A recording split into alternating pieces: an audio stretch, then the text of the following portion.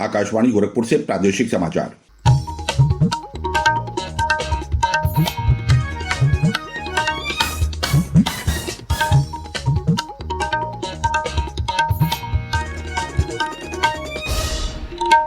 नमस्कार, समाचार बुलेटिन के साथ मैं प्रमोद कुमार सिंह।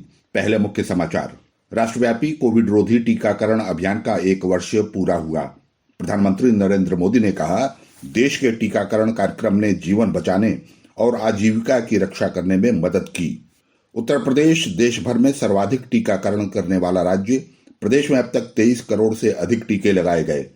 कोविड के बढ़ते संक्रमण के बीच स्कूल, कॉलेजों, विश्वविद्यालयों सहित सभी शिक्षण संस्थानों में 23 जनवरी तक अवकाश घोषित। और पूर्व आईपीएस अधिकारी असीम अरुण भारतीय जनता पार्टी में शामिल हुए। पूर्व मंत्री दारा सिंह चौहान ने समाजवादी पार्टी की सदस्यता ग्रहण की।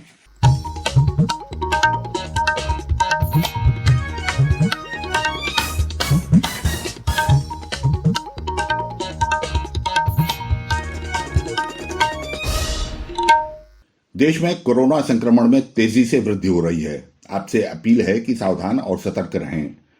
15 से 18 वर्ष के किशोरों और अन्य लोगों को भी टीकाकरण के लिए प्रेरित करें। कोरोना के नए वायरस ओमिक्रॉन से चिंताएं बढ़ी हैं। बचाव के लिए कृपया 3 आसान उपायों का पालन अवश्य करें। मास्क लगाएं, 2 गज की सुरक्षित दूरी बनाए रखें, हाथ और चेहरा साफ रखें। कोविड से संबंधित किसी भी जानकारी और मार्गदर्शन के लिए राष्ट्रीय हेल्पलाइन नंबर 011-2397-8046 और 1075 पर संपर्क करें। और अब समाचार विस्तार से। राष्ट्रव्यापी कोविड टीकाकरण अभियान के कल 1 वर्ष पूरे हो गए। प्रधानमंत्री नरेंद्र मोदी ने पिछले वर्ष 16 जनवरी को महामारी से निपटने के लिए युद्ध स्तर पर विश्व का सबसे बड़ा टीकाकरण अभियान शुरू किया था। टीकाकरण अभियान के तहत पिछले वर्ष सबसे पहले स्वास्थ्यकर्मियों को टीके लगाए गए। 2 फरवरी से अग्रिम पंक्ति के कार्यकर्ताओं को टीके लगाए जाने लगे। इस वर्ष 3 जनवरी से 15 से 18 वर्ष के किशोरों का टीकाकरण आरंभ हुआ। स्वास्थ्यकर्मियों, अग्रिम पंक्ति के कार्यकर्ताओं और 60 वर्ष से अधिक उम्र के व्यक्तियों के लिए एहतियाती टीके लगाने का अभियान 10 जनवरी से शुरू हुआ।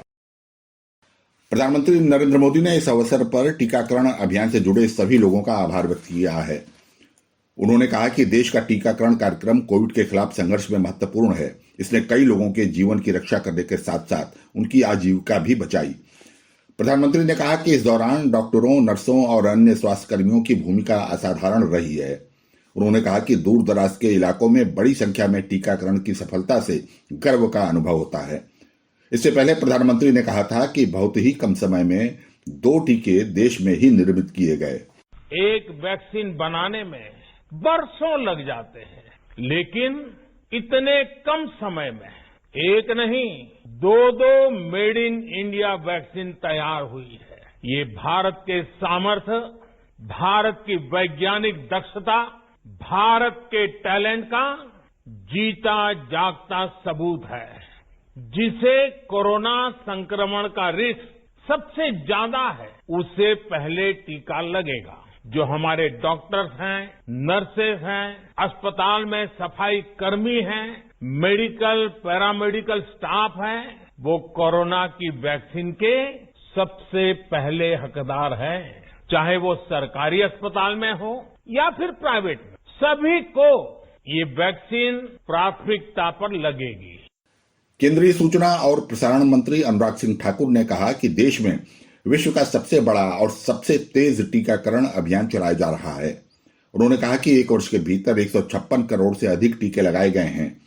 श्री ठाकुर ने कहा कि प्रधानमंत्री नरेंद्र मोदी के नेतृत्व में देश ने कोरोना महामारी के खिलाफ जंग में शोध और तकनीक का सफलतापूर्वक प्रयोग किया है। मुख्यमंत्री योगी आदित्यनाथ ने राष्ट्रव्यापी टीकाकरण अभियान के 1 वर्ष पूर्ण होने पर कहा कि प्रधानमंत्री नरेंद्र मोदी के नेतृत्व में कोरोना मुक्त भारत का सपना साकार हो रहा है। उन्होंने कहा कि देश में 92% से अधिक पात्र आबादी को टीके की पहली डोज और 70% पात्र लोगों को टीके की दोनों डोज लगाई जा चुकी है। उत्तर प्रदेश देश भर में सर्वाधिक टीकाकरण करने वाला राज्य है। प्रदेश ने कल 23 करोड़ से अधिक टीके लगाने की एक और उपलब्धि हासिल कर ली। राज्य के 30 जिलों में 95% से अधिक पात्र आबादी को टीके की पहली डोज लगाई गई है, जबकि गौतम बुद्ध नगर सहित 5 जिलों में 100% वयस्क आबादी को पहला टीका लगाया जा चुका है। प्रदेश में टीकाकरण के लिए पात्र आबादी में से अब तक 93% से अधिक लोगों को पहली डोज और 58% से अधिक लोगों को दोनों डोज लगाई जा चुकी है।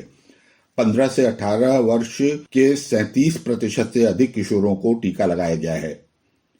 मुख्यमंत्री योगी आदित्यनाथ ने जल्द से जल्द सभी पात्र लोगों का टीकाकरण पूर्ण करने के निर्देश दिए हैं। उन्होंने कहा कि जिन लोगों ने दूसरी डोज नहीं ली है उनसे संपर्क कर टीकाकरण पूरा किया जाए। प्रादेशिक समाचार आप आकाशवाणी गोरखपुर से सुन रहे हैं।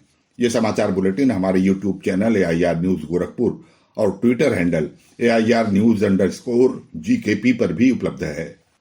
प्रदेश में कोविड के बढ़ते संक्रमण को देखते हुए स्कूलों, कॉलेजों, विश्वविद्यालयों सहित सभी शिक्षण संस्थानों में 23 जनवरी तक अवकाश रहेगा। इस दौरान ऑनलाइन माध्यम से कक्षाओं का संचालन होगा। प्रदेश सरकार ने इस संबंध में कल दिशा निर्देश जारी कर दिए।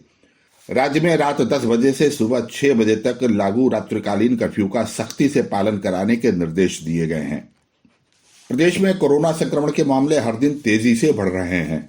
एक दिन पूर्व 17,185 मरीजों में कोविड की पुष्टि हुई, जबकि इस दौरान 8,802 रोगी स्वस्थ हुए।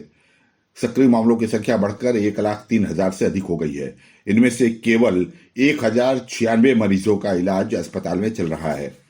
इस बीच कोविड नमूनों की जांच लगातार जारी है। एक दिन पूर्व 2,57,000 से अधिक नमूनों की जांच की गई। अब तक 9,63,00,000 से अधिक नमूनों की जांच की जा चुकी है। पूर्व IPS अधिकारी और कानपुर के पूर्व पुलिस कमिश्नर असीम अरुण कल भारतीय जनता पार्टी में शामिल हो गए। केंद्रीय मंत्री अनुराग सिंह ठाकुर और पार्टी के प्रदेश अध्यक्ष स्वतंत्र देव सिंह की उपस्थिति में उन्होंने लखनऊ में पार्टी की सदस्यता ग्रहण की। इसके अलावा समाजवादी पार्टी के 2 वर्तमान विधान परिषद सदस्य शैलेंद्र प्रताप सिंह और घनश्याम लोधी, शिकोहाबाद से पूर्व विधायक ओम प्रकाश वर्मा और वर्ष 2017 के विधानसभा चुनाव में मोहनलालगंज से बसपा के प्रत्याशी रहे राम बहादुर ने भी भारतीय जनता पार्टी की सदस्यता ग्रहण की। वहीं प्रदेश सरकार के पूर्व मंत्री दारा सिंह चौहान कल औपचारिक रूप से समाजवादी पार्टी में शामिल हो गए। सपा अध्यक्ष अखिलेश यादव ने लखनऊ में उन्हें पार्टी की सदस्यता दिलाई। अपना दल सोनेलाल के विधायक डॉक्टर RK वर्मा ने भी समाजवादी पार्टी की सदस्यता ग्रहण की। प्रधानमंत्री नरेंद्र मोदी ने इस वर्ष के परीक्षा पे चर्चा कार्यक्रम के लिए पंजीकरण कराने का आग्रह किया है। श्री मोदी ने ट्विटर पर कहा कि यह कार्यक्रम ऊर्जावान युवाओं से जुड़ने और उनके समक्ष आ रही चुनौतियों को समझने और उनकी आकांक्षाओं को बेहतर ढंग से जानने का मौका देता है। जौनपुर जिले में जफराबाद विधानसभा क्षेत्र में बहुजन समाजवादी पार्टी के प्रत्याशी डॉक्टर संतोष कुमार मिश्र उर्फ राजा साहब के विरुद्ध पुलिस ने चुनाव आचार संहिता के उल्लंघन का मुकदमा दर्ज किया है।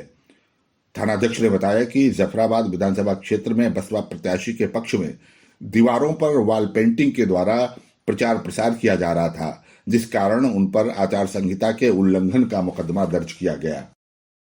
केंद्र सरकार का स्कूल शिक्षा और साक्षरता विभाग आजादी का अमृत महोत्सव के अंतर्गत आज से प्रतिष्ठित सप्ताह का आयोजन कर रहा है। शिक्षा मंत्रालय ने कहा है कि वह इस दौरान कई कार्यक्रमों का आयोजन करेगा। महोत्सव के दौरान खिलौनों और समावेशी शिक्षा पर एक संगोष्ठी का आयोजन भी किया जाएगा। इसका उद्देश्य अभिभावकों और शिक्षकों को विशेष आवश्यकताओं वाले बच्चों के लिए उपलब्ध तकनीक और विभिन्न प्रकार के उपकरणों की जानकारी देना है। पहाड़ों पर बर्फबारी होने से प्रदेश शीतलहर की चपेट में है। राज्य के अधिकांश जिलों में तापमान सामान्य से नीचे है और गलन तथा ठिठुरन बढ़ गई है। जनपदों में जिला प्रशासन की ओर से ठंड से बचाव के लिए जगह जगह अलाव और रैन बसेरों की व्यवस्था की गई है।